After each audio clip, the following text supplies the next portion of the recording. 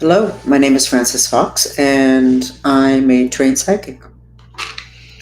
And I've been calling myself your favorite psychic spy because, unfortunately, or if you widen your lens wide enough, fortunately, I was trained to use my skills to check deeply into situations and people.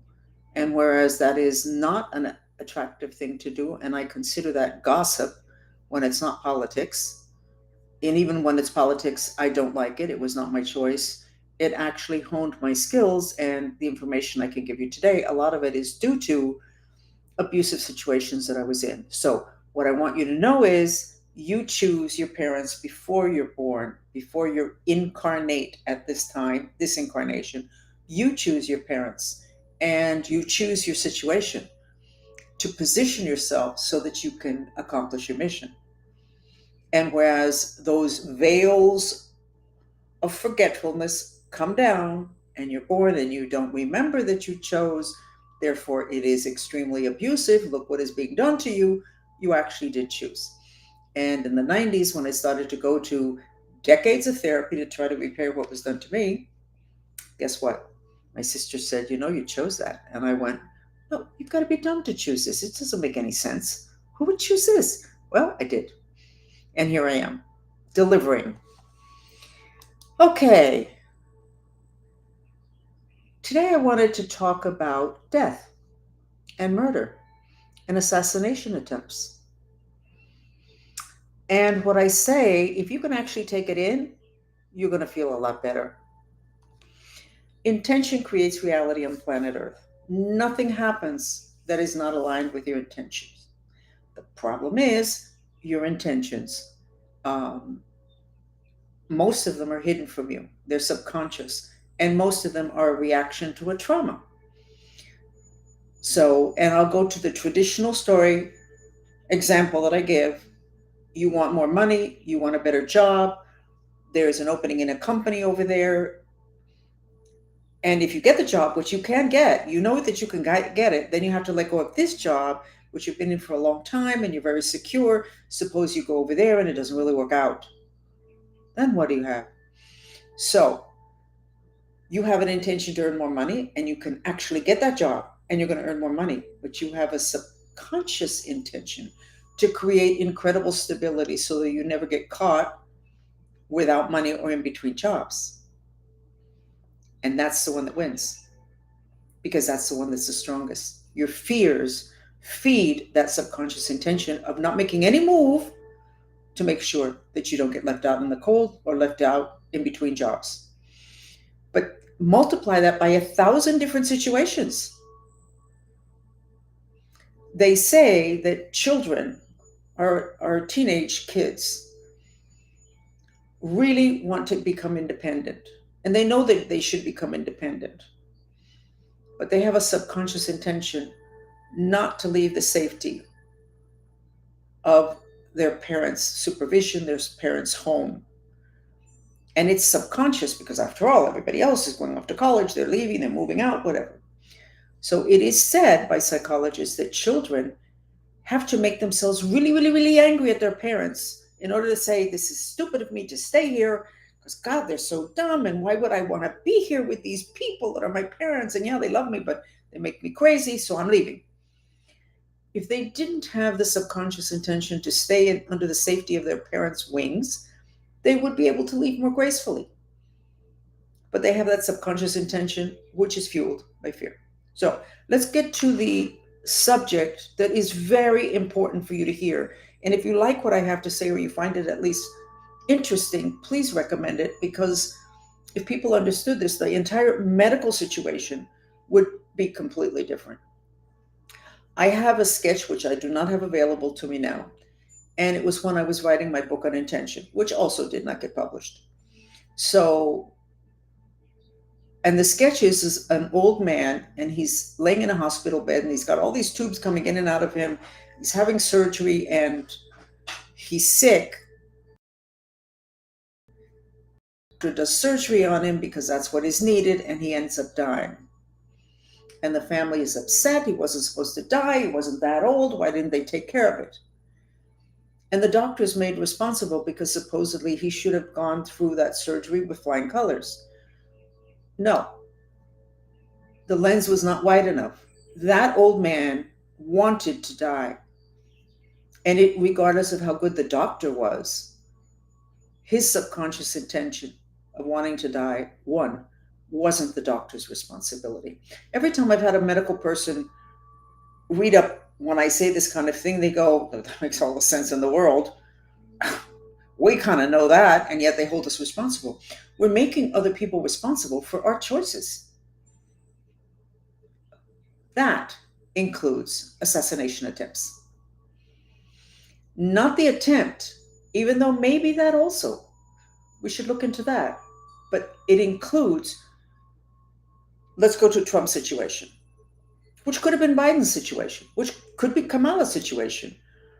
But this is the example that makes the most sense at this point to talk about.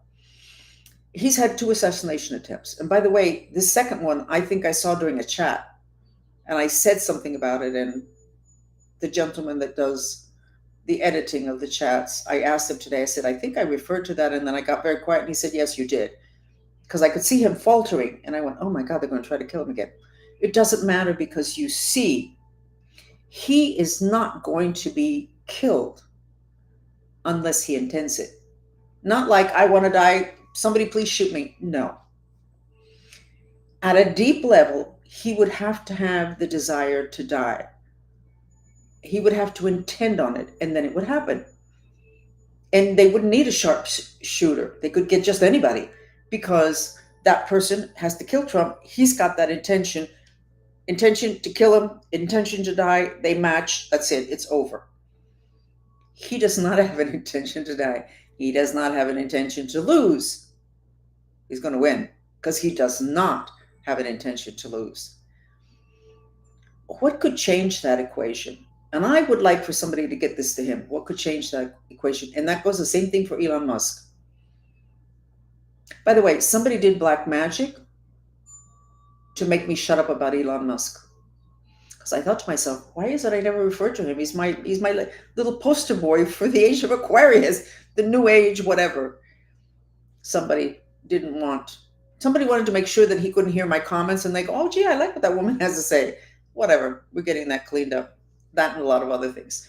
So what could change that equation for both Trump and for Elon and for anybody who's important? Today, what could change that is exhaustion. Both of those men have been through enough lawsuits that another lawsuit is not going to throw them over the edge. Even though, darn, guys, you could do the mantra and get rid of this. Is getting boring for all of us that are watching. So do a mantra to heal the pattern of unfair lawsuits, and it will stop, because according to the laws of the planet, you don't need that problem anymore. Right now, you still need it. You still have the pattern. You haven't cleared it. Okay, let's go back. What could make the difference with Trump and Elon Musk having to do with assassination? Not attempts, the actual dying. That they get too tired. That they get so exhausted and so overwhelmed. The expression, of course, is best in Spanish. Ay, ya no puedo más. I can't take it anymore. Sounds much better in Spanish. I can't take it anymore.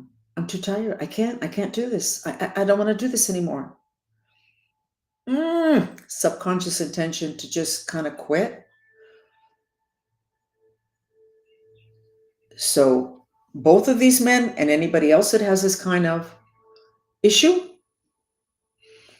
they need to ensure that they take care of their physical body and that they do not allow themselves to get too exhausted.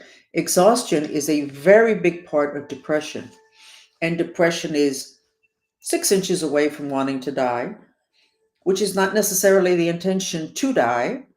And then that's another 10 inches away from, you know what? My only way out of this is death. You do not think that consciously. These 2 men are not going to think this consciously. It's subconscious, which is the problem with humans. Those veils in our heads that keep us from knowing about ourselves. We are responsible for everything that happens to us. Every single thing, and we have not been able to wrap our heads around it, including myself. including myself. If you've got a problem, it's because you need it. There's something that gets accomplished and is aligned with your intentions when you have a problem. And I'm not going to go into any personal revelations about this because they are so accurate, it's scary. But it's also very good that I'm aware now of the why of many, many things that I fought up against. Why would I need all of these enemies? Why does anybody? There's a reason for it, and finding that reason is really, really, really, really important. So it doesn't matter how old you are, how sick you are, you're not going to die until you intend on dying. And that's why statistically in hospitals, they have studies and people don't die on weekends. They die on Mondays. They don't want to bother people on the weekends. Subconsciously, this person is at death's door, subconsciously does not want to bother people on the weekends.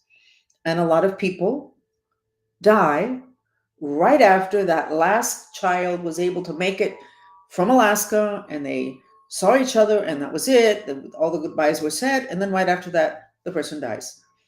Do you really think the medication was so timely? It's not a coincidence. That's why they did the studies. That person who's in a coma, who's medicated, doesn't know what the heck's going on. There's another part of them that really does know what's going on and is still making decisions. So every time we see the Trump attempted assassinations, rather than, oh my God, I hope they don't kill him. No, I hope he does not allow himself to get too tired. I hope that when he has a heartbreak with somebody that is treacherous, with something that he did that maybe his family is not in agreement with and they're not really speaking to him, I hope that he has techniques, can learn the mantras because they're the most effective and cost efficient and time efficient, whatever, to deal with whatever trauma could throw either one of the two men, Elon or Trump, into a subconscious desire to die. You cannot die or do anything else unless it's part of your intentions. And remember the example I gave about the old lady that got cancer. And I was like, why? That's terrible. This was many years ago before I understood. And my master said she needed to deviate attention away from somebody else in the family. So getting cancer meant that everybody paid attention to her. No intentions of dying. She didn't die. The cancer got taken care of. And everything went kind of back to normal, except not really, because she accomplished her mission. The person that was getting too much attention, which is a spoiled child, got less attention, and things were adjusted with her getting cancer. It was her intention. Did she know it? No, she didn't know it. The same way I didn't know when I was born why all these things were happening. And today there is really, oh no, it's not true because I answered the question. And the day I'm able to tell you that story, you're going to go, oh my God, that is so interesting. There was one thing that happened to me and all the godful things that happened to me that I kept saying, I don't understand why I needed to go through that particular thing. Does it make any sense? Yeah, it does make sense. My lens was not wide enough. So Trump is not going to die unless he intends on it. But yes, he needs to protect his intention to live.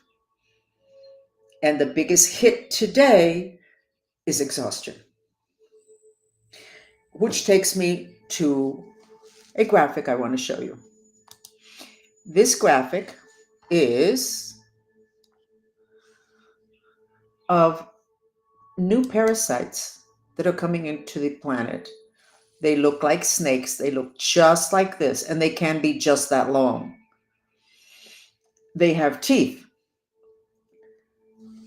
These new types of parasites basically suck out your vitality plus mind and plus memory. And it is one of the main reasons why humans are deteriorating so quickly now in end times. I was attributing it mainly to radiation. But with the Mantrista music, which balances off the radiation, it's still happening.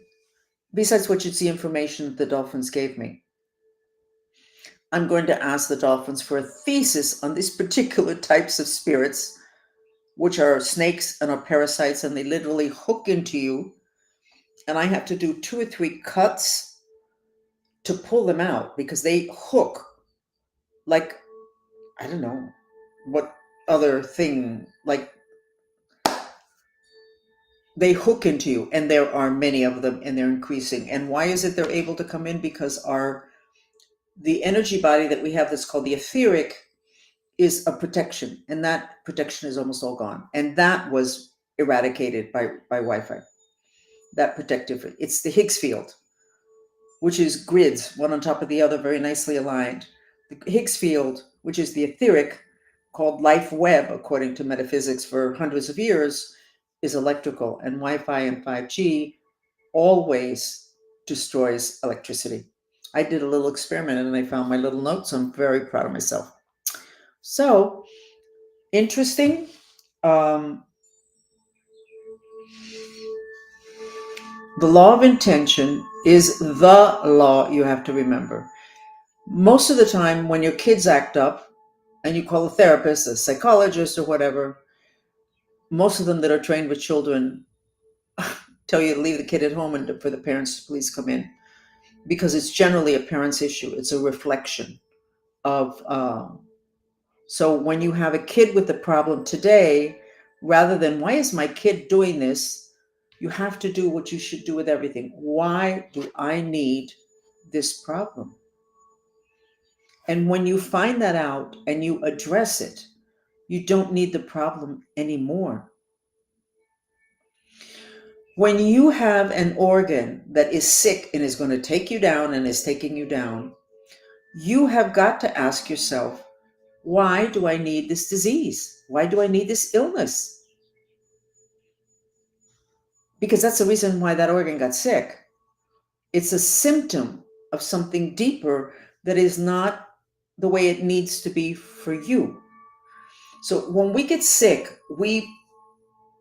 particularly this part of the world, we are victims and we turn ourselves over to these people that supposedly know more than we do. Now it turns out that they're totally prostituted. Excuse the expression, but that's true. And we turn ourselves over to them, and we completely release any responsibility. No. I have this condition. And I'll tell you the story, how this whole realization started for me. I have a sister that is very bright.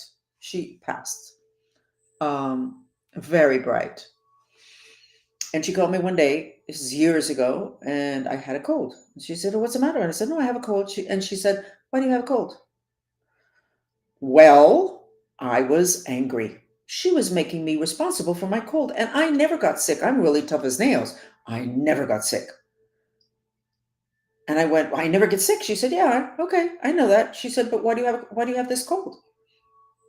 So anyway, I ignored her. We continued the conversation, and when we hung up, I went, because she's so bright, I knew she was probably right. And so I asked myself, so why do I have a cold? And I realized I had a cold because I was feeling sorry for myself.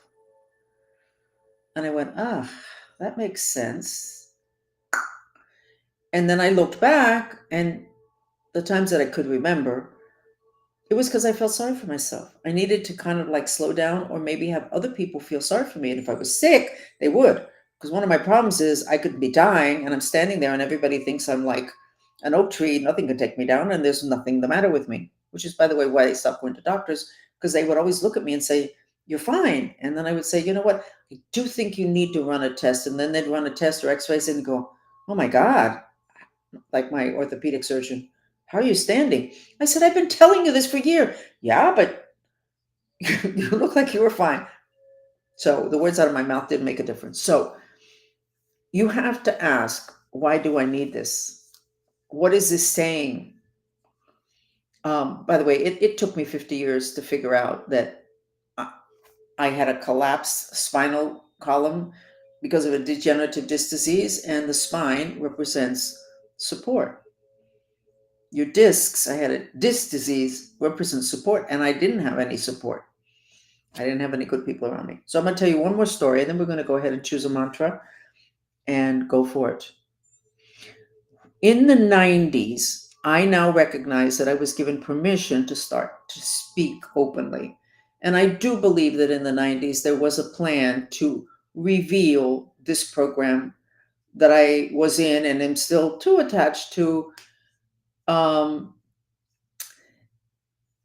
and darn, I lost my train of thought. Okay, so I'm in this super secret program. Nobody knows. Not my best friends. No, no, no, nobody knows. I'm an adult in Miami. I'm functioning. Yeah, secret life, and nobody knows. So I start my process of therapy, and I was really excited because I thought, oh my God, now when people find out everything that I've been through and everything that's still going on today, I'm going to get help. No, no, no, I didn't get any help. I mean, I didn't get any help. Everybody turned on me. Everybody turned on me. They didn't believe the story. They didn't understand it. They didn't get it. How did I go from a person that never said a lie and was totally reliable, and all of a sudden I'm making up, these have got to be stories. They can't possibly be true. Now, I had no issue in terms of therapists, in terms of psychologists, and I ended up going to the number one psychiatrist who was in charge of, who was the only person that dealt with military mind control. He was Canadian, Dr. Colin Ross. And even when my therapist required that I work with him because they didn't know what to do with me, they believed me, but it was too sophisticated. What I went through, which is, I guess, all the kids that were in that program, I got no compassion. I got no support. I lost everybody, everybody. And it was such a blow to me. All of those, I would have been in my 40s at that point, all of those years that I couldn't ask for help because it was too dangerous, and thinking, oh my God, I'm going to be able to get help now. The good people will step forward. I'm going to say it. Good people are dumb as a rock. That's why this country is where it is now.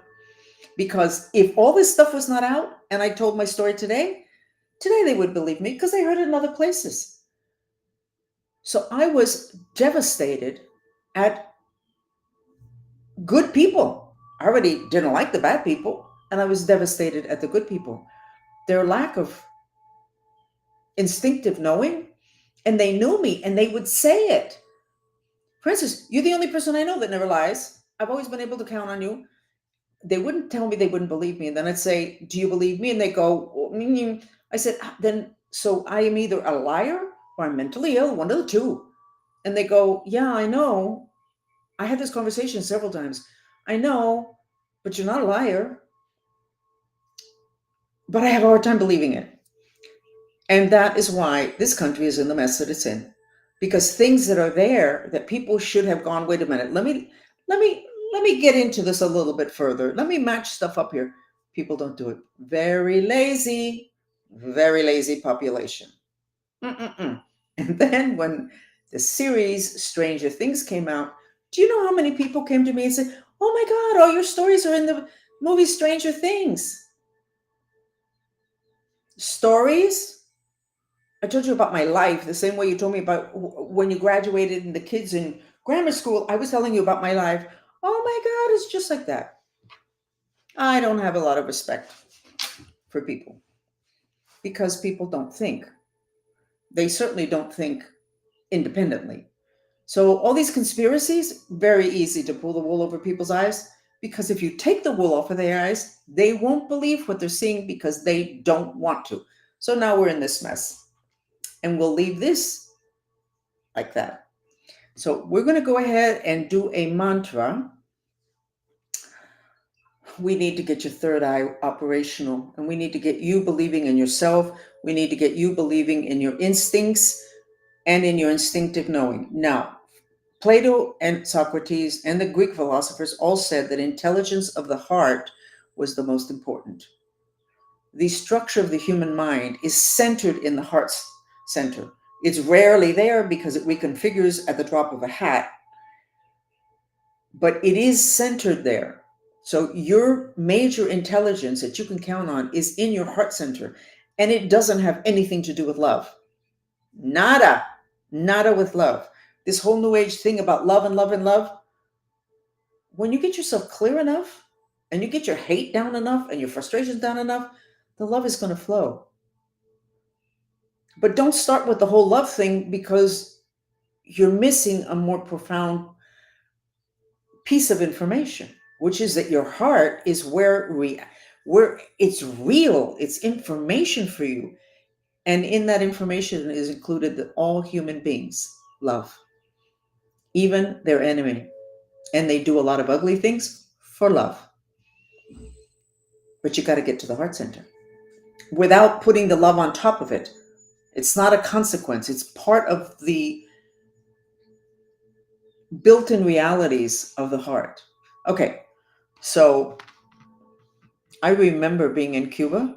I was sent there when I was 11. When people were coming over here because of Castro, my family was going to Cuba. I remember there was something that I was involved in at age 11. And I remember thinking, I didn't know Spanish. I knew German and English. They used to present me as the German girl. And I remember thinking, I don't want to do this. Whatever it is was coming up, I have no idea what it was. And thinking, okay, I can go to the police. And then I was like, no, I don't know Spanish. I can't go to the police. And when I got to Cuba was right after Castro came in, or several months.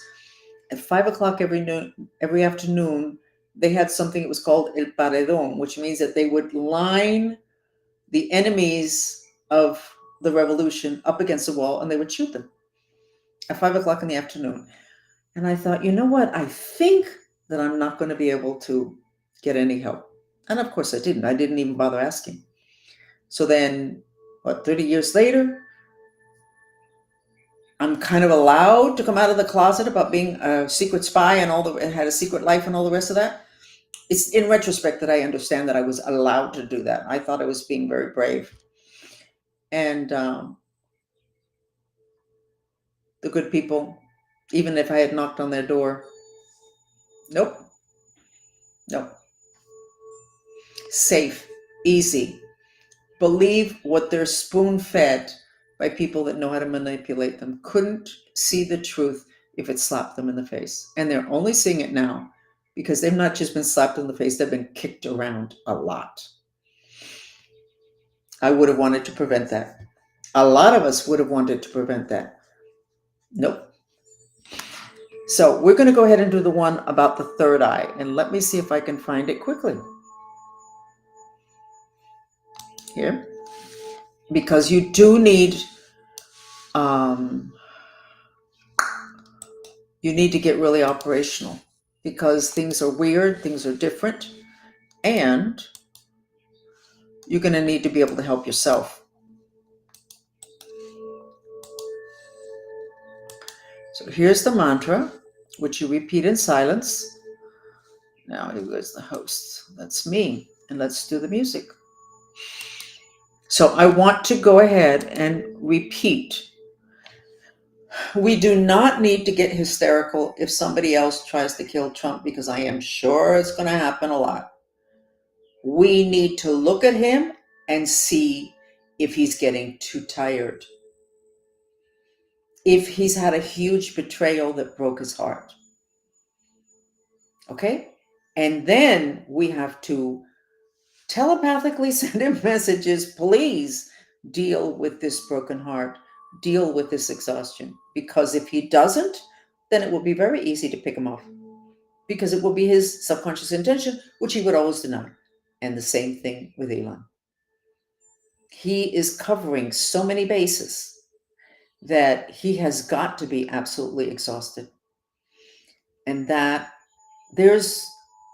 death is a way out of problems. Death is a way to just kind of like let go and go, you know what, I can't do this anymore. So we need to pay attention and encourage these important people, these important players at this point, to take care of themselves. I wanted to say something else, and I should probably just wait till it tomorrow, but I'm going to put it out there today. So if there's enough reaction, then I won't say it tomorrow. We have a lot of people. I saw somebody the other day saying, I don't want somebody to throw that book at me again. I'm sick and tired of it. And he was talking about the Bible. I have quoted the Bible a lot. I've never read the Bible through. There's a lot of very valuable information there. I love Jesus Christ. He was a shaman, but I speak about him not with that reverence and respect everybody does. I do revere him, respect him. More than that, I really follow him. And I live more like Jesus Christ than most people I know who are Christians. But the Bible was written 2,000 years ago. Mahomet, that means more or less. We're no longer in the age of Pisces. We're exiting it. And the Bible was for the age of Pisces. Slap you on the cheek, turn the other one. They slap you there. How did the poster boy for Pisces, the age of Pisces, end up? Well, the poster boy would have been Jesus Christ. And he ended up on a cross, crucified. Oh, well, yeah. Does that mean I don't admire him? No, I admire him more than the Christians do because I live like him. I don't run around with a book because when he was around, there was no book. He just went around doing stuff. Okay, so Jesus Christ was the poster boy for the age of Pisces. Who's the poster boy now for this age that we're going into? That we should look at what he's doing because he can help us to know how to be successful. And that would be Elon Musk. So isn't that cute? Jesus Christ, poster boy for the age of Pisces. Elon Musk, poster boy for this new age of Aquarius. In the age of Aquarius, you're not supposed to be victimized. That is not admired. Not admired. Every time I see my female clients, a lot of whom are Hispanic, and I don't see them, but actually I have seen it when I used to walk through people's homes and do diagnosis. But I would say, what's above your bed? And it was Jesus Christ on the cross. I go, you're trying to have more sex. You want your husband to be more interested in you, and you have a crucifixion on top of your bed. Now, I would say probably years ago, 50% of Hispanic families had Jesus Christ on top of the bed. They had it for protection. That's not protection. That's reverence. And not great for sex. He supposedly didn't have any sex. So here's the whole thing. You need to think. You need to think. Again, I live more like Jesus Christ than practically anybody that I know. But you don't want that. And you cannot apply that and remain really operational today. You're not supposed to sacrifice yourself today. That was then. This is okay. This is today. And this is what I'm here for, to kind of help you, because I kind of figured out some stuff so that I can hand it over to you and you can figure out whether it makes any sense. But in order to figure out if it makes any sense, you need to have the ability to think. And simple things like, you want a more successful marriage and your husband looks like he's wandering. Maybe you don't want Jesus Christ crucified over your bed. Maybe. And is that disrespectful? I don't think so. It's information, pure information is not being disrespectful, because you need information to make decisions. So our poster boy for this new age, and what should be all of our children, is Elon Musk. Why? He has a mission. And his mission is to help mankind. But he is very prosperous as he's doing it. That's not Jesus Christ. No, because that wouldn't have been appropriate then. And there's the whole thing with being contextually appropriate. And I understand that we're not sure if that was actually said by the Buddha. But one of the things I loved about the Buddha was supposedly he said he didn't want his information documented because it might not be contextually valid in the future. Which brings me to the whole Buddhist thing. I'm in the process of seeing, because the monks are coming to the United States, the ones at Emory University that do the mandalas, they are coming. In other words, we can make this happen. If we can get the amount of money that this is going to cost, and we can get some contributions, we can make this happen and do a mandala for the United States, like we did for other countries, and it's really very helpful. So is Buddhism a part of the past? Does it align with what's coming up? Well, it's hierarchy, very much hierarchy. It's very much the way it's lived. They lived in Tibet. They're no longer in Tibet. They mainly in India. It's hierarchy, like a feudal system. But they have something. They all of their prayers include spirits from off planet. Everything includes spirits. And did you know that they have a NASA installation at the top of their sacred mountain? I think it's Kalish is the name of the mountain. That's interesting. Pay attention to that. Okay, we're going to do the mantra and we're going to do 7 or 8 minutes.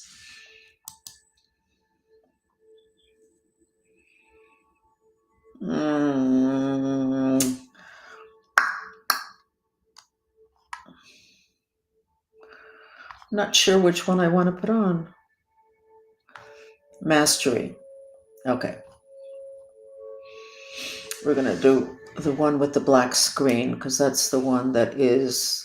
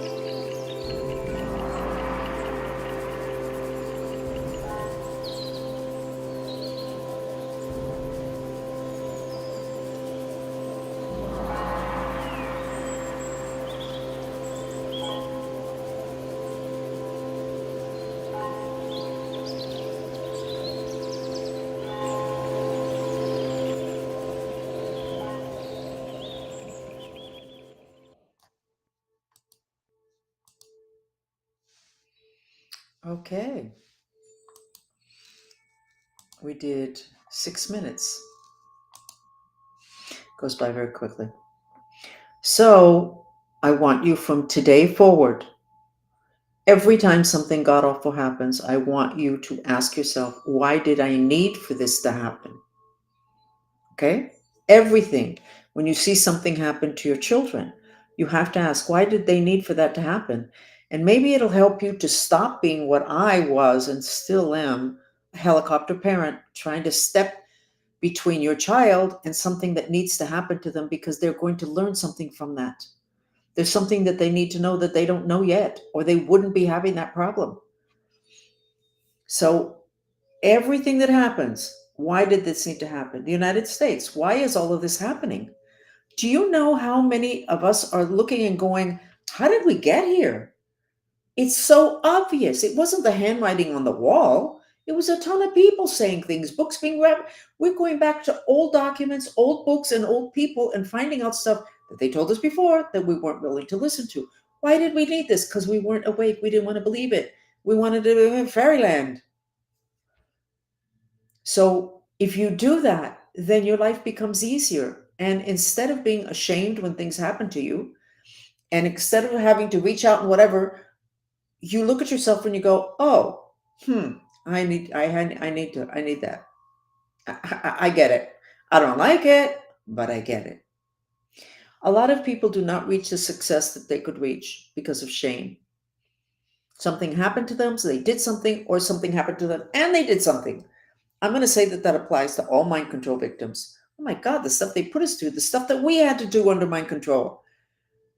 Hard to keep a mind control victim willing to stand up and say, you know what, I was part of this. Because it's blankety blank shameful. Check yourself. Do the mantra. Even though I'm ashamed, I love and accept myself. Because a lot of stuff that might be public or putting you in a position of more power, or just getting people to pay more attention or read more of your books or sign up for whatever, may be shame. It's the first thing you should look for and deprogram that so that your shame of something that you went through, that you chose, that you didn't know you chose, and that you need to go through isn't what stops you from your mission. Okay? Anyway, thank you for joining me. And as my granddaughter says, yes, I do talk a lot. Bye.